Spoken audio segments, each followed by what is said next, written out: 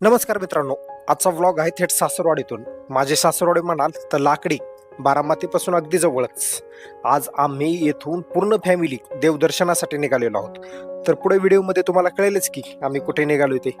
तर आज आमच्यासोबत कोण कोण आहेत ह्या सर्वांचे इंट्रोडक्शन असं की ड्रायव्हर सीटवर जे बसलेले आहेत ते आमचे सासरे श्रीमान विष्णू वनवे. गाडीमध्ये सेंटर सीटला हिंदवी आणि प्रतीक्षा ओळखीचे चेहरे. आणि नवीन मध्ये आपल्या चॅनलला ही नवीन सोनाली आणि हे त्यांचे पतिदेव योगेश. आणि आता हे वेळ आहे हौदात बसलेल्यांचे इंट्रोडक्शन करण्याची, ज्यामध्ये आपल्याला माझ्या दोन मेहण्या प्रगती आणि प्रियंका आणि सरते शेवटी या प्रिय सासूबाई. तर आता सकाळच्या 8 वाजलेल्या आहेत आणि आपलं ट्रॅव्हलिंग डिस्टन्स आहे नियर अबाउट 60 किलोमीटर, 1 तासाचा रस्ता. आज आपण जाणार आहोत भांडगाव तालुका इंदापूर इथल्या नवसाला पावणाऱ्या म्हसोबाचे दर्शन घ्यायला. तर टाइमपास करत करत चष्टा मस्करी करत करत आपण सरते शेवटी म्हसोबाजवळ येऊन पोहोचलो. सकाळ सकाळ आल्यानंतर या ठिकाणी आपल्याला फ्रेश वातावरण दिसलं. पक्ष्यांचा किलबिलाट वगैरे या ठिकाणी आपल्याला पाहायला मिळाला. इथं सकाळ सकाळ भाविक आलेले दिसत आहेत.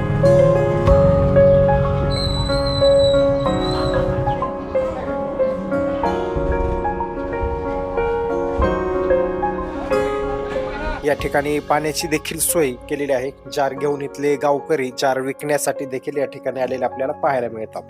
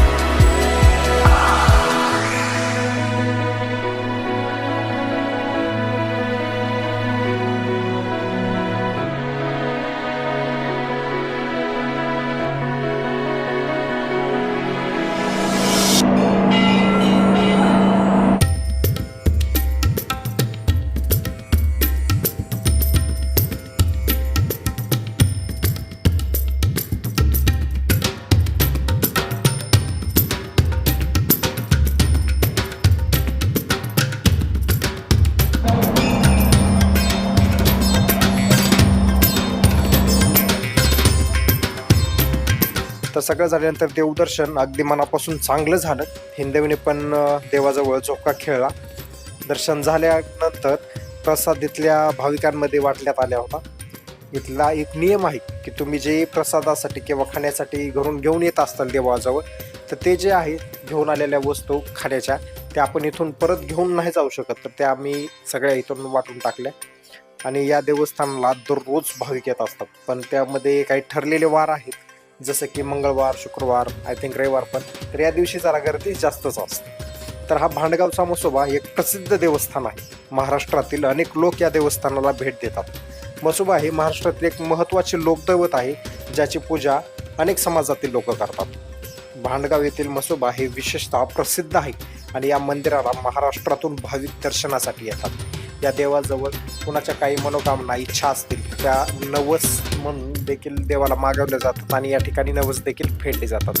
असा हा भांडगावचा देवस्थान तुम्हाला कसं वाटलं हे आम्हाला कमेंटमध्ये नक्की कळवा. तर भेटूया मित्रांनो नवीन ठिकाणी एखाद्या नव्या ब्लॉगमध्ये. तोपर्यंत काळजी घ्या. Bye bye.